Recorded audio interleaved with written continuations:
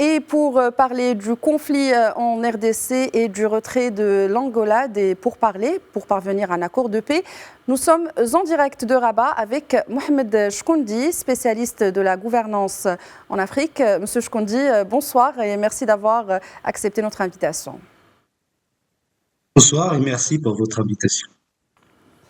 Alors tout d'abord, pour commencer, l'Angola a justifié son retrait par son souhait de se consacrer à la présidence tournante de l'Union africaine. Mais on le disait, cette décision est intervenue au lendemain d'une rencontre entre Tshisekedi et Kagame à Doha. On ne peut pas s'empêcher de faire le lien finalement. Oui, bien évidemment, parce que le président angolais avait été désigné en 2022 par l'Union africaine pour jouer un rôle très important dans les médiations directement, c'est-à-dire dans le conflit, pour résoudre le conflit qui sévit au Nord Kivu, dans l'Est de la République démocratique du Congo, et principalement parce que l'Angola conduisait un processus que l'on appelle le processus de Luanda, dont l'objectif principal étant d'instaurer un dialogue direct entre le Rwanda et la République démocratique du Congo. Donc on peut dire que le président angolais, Lorenzo, a fait énormément d'efforts. Il a fait énormément d'efforts pour faire en sorte qu'il y ait des pourparlers, qu'il y ait la signature d'un accord de paix, d'abord entre le Rwanda et la République démocratique du Congo, parce que ce sont deux parties directement impliquées dans le conflit, malgré le fait que le Rwanda dit qu'il n'est pas partie prenante de ce conflit, et de l'autre côté aussi des pourparlers entre le mouvement de M23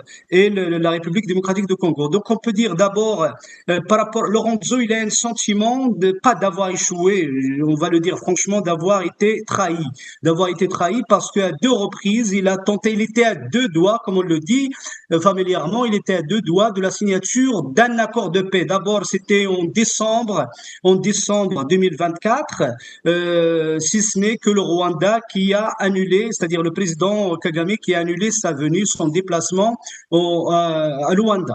Ce prétexte que, parce qu'il y avait un accord de paix qui était très important, un accord de paix qui prévoyait la neutralisation des mouvements de FDLR, c'est-à-dire qui sont en majorité des éléments Hutus, et de l'autre côté, il y avait le désengagement progressif de M23, qui se compose en majorité des éléments Tutsi. Donc, c'est le non-déplacement de Kagame qui ce prétexte comme quoi cet accord ne contenait pas un point clé, à savoir qu'il faut qu'il y ait aussi des négociations directes entre le M23 et la RDC. Donc, c'est pour ça cet accord, hélas, n'a pas été signé. Donc, c'était déjà un premier échec pour le président angolais.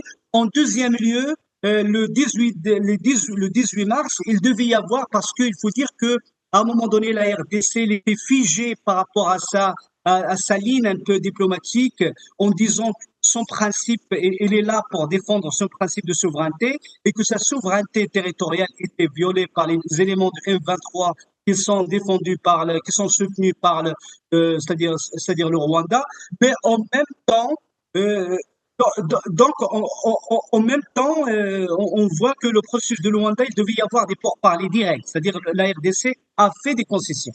Il devait y avoir des négociations directes, c'est ce que réclamait aussi le Rwanda depuis, c'est ce que réclamait M23, c'est-à-dire des négociations directes. En parlant de la suite des négociations, Monsieur Chkoundi, en parlant maintenant de la suite des négociations aujourd'hui avec le retrait de l'Angola, un sommet virtuel s'est tenu hier, un sommet de la communauté de l'Afrique de l'Est et la communauté de développement de l'Afrique australe. Et une équipe de 5 anciens dirigeants que j'ai cités tout à l'heure, 5 dirigeants africains, a été nommée. Pourquoi ce choix d'une équipe élargie pour remplacer l'Angola?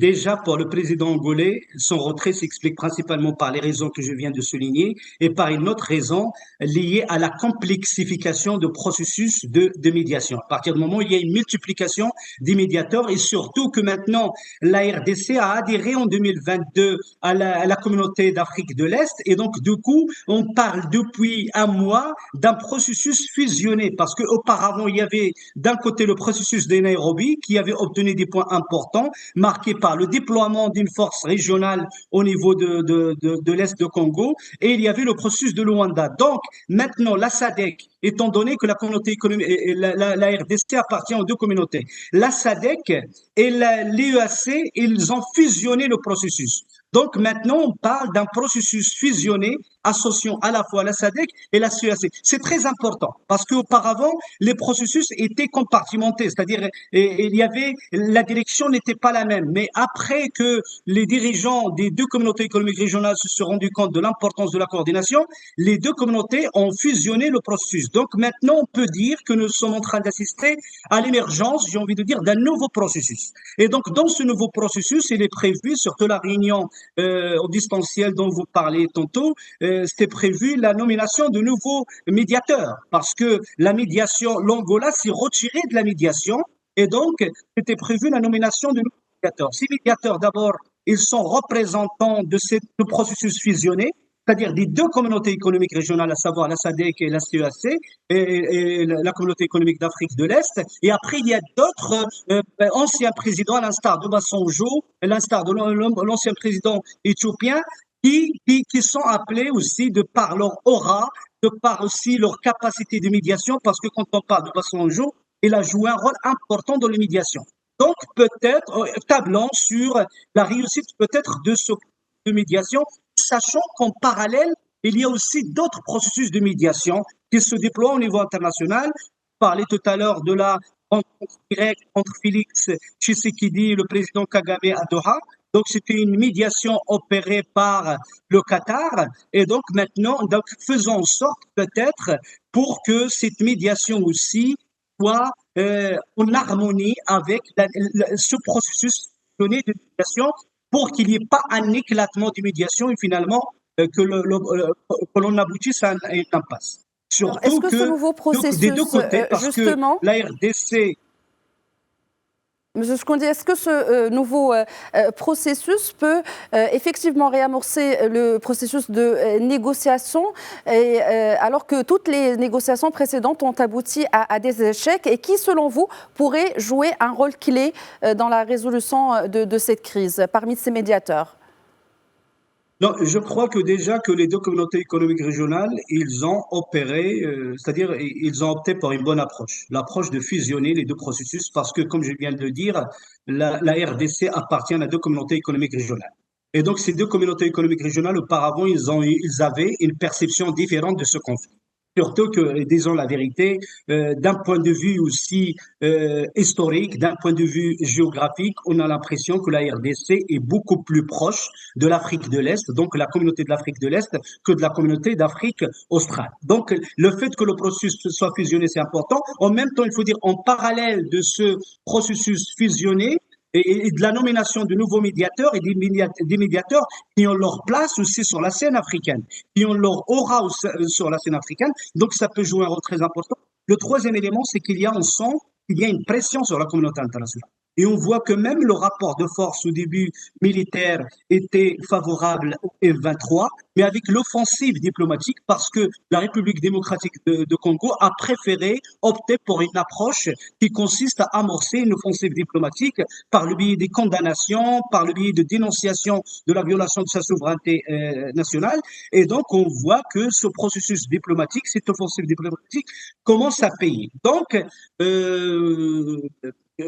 c'est-à-dire tablant sur le fait que les 5 personnes qui ont été désignées par les deux communautés économiques régionales, ainsi que la communauté internationale, et d'autres aussi pays qui peuvent avoir une influence de par leur proximité culturelle, leur proximité institutionnelle, relationnelle avec les pays, puissent jouer un rôle très important pour que ce conflit prenne fin le plus rapidement possible. Surtout que la RDC est prédisposée à négocier maintenant, comme il l'a montré lors des rencontres qui étaient prévues le 18 mars à Luanda, la RDC se montre prédisposée à négocier et communiquer avec les éléments de M23.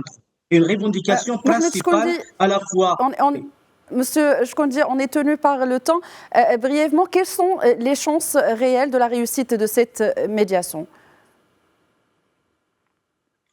Je vois que, oui, donc déjà, nous avons, c'est-à-dire, comme je viens de le dire, il y a deux communautés économiques régionales qui peuvent jouer un rôle très important. Donc déjà, c'est-à-dire, il y a de la pression. il y a de la pression qui va s'exercer sur deux communautés économiques régionales, sur les belligérants, pour qu'il puisse y avoir un cessez-le-feu d'abord et pour qu'il y ait la signature d'un accord qui peut être historique, stratégique. Et donc, on voit aussi que le profil des personnes choisies est important parce qu'auparavant, aussi bien je parle de le Rwanda que la RDC, ils refusaient certains médiateurs étant donné les hostilités qu'ils avaient avec telle ou telle personne. Donc, je vois que les personnes qui ont été choisies, c'est-à-dire font l'objet de certaines unanimités, et donc j'ai envie de dire que les belligérants seront beaucoup plus prédisposés à entrer dans des négociations, c'est-à-dire à assister à des médiations, c'est une hypothèse, à assister à des médiations qui seront opérées par ces cinq personnalités. Et en plus de ce que je viens de dire, la pression de la communauté internationale. C'est-à-dire, seules les deux communautés économiques régionales ne peuvent pas, en dépit de l'importance de profil des personnes désignées, ne peuvent pas arriver à un accord de cessez-le-feu. Parce que nous avons vu que depuis la SADC et la communauté économique d'Afrique de l'Est, ils ont fait beaucoup d'efforts pour que Kagame et le président Kagame et le président Félix Tshisekedi puissent se voir directement. Ils n'ont jamais Ce réussi. qui a été Il fallait fait que ce à soit le Doha, Mohamed Qatar Choukondi, qui initie nous les sommes tenus médiations. par Oui. le temps. Je rappelle que vous êtes spécialiste de la gouvernance en Afrique. Merci d'avoir répondu à nos questions ce soir. Merci.